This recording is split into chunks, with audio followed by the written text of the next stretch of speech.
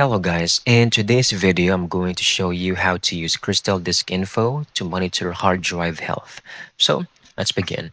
If you're not familiar with this application, this is been used and has a great reputation on checking the health of your drive or SSDs. You can actually go to their official website, all right? You can look for CrystalDiskInfo and click on their official website. Don't use the third-party websites.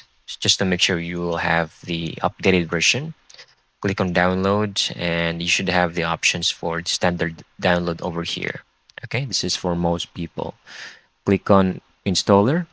You will download a zip file, extract the file, and then you need to run the exe.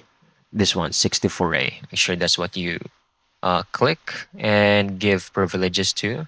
Then right over here, it will show all the information you needed about your SSD, the health, firmware, serial number, even that, where the drive letter, features over here, power on, the temperature, and some other information here that I am not actually using or familiar with.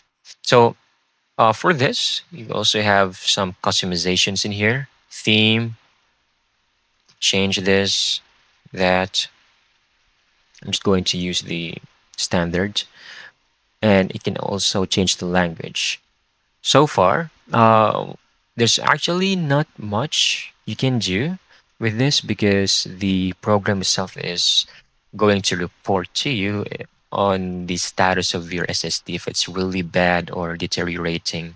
So you just need to, if you feel like your SSD is uh, not working or you're having lots of problems loading up files or anything in your drive, you can click on this and see the health status of it. If it's below 90-ish, it's fine, but if it's around 60 or 50, that's where you need to replace your SSD. So this greatly helps to check the health and for you to make the decision to change and replace your SSD. So I hope you found this video very helpful.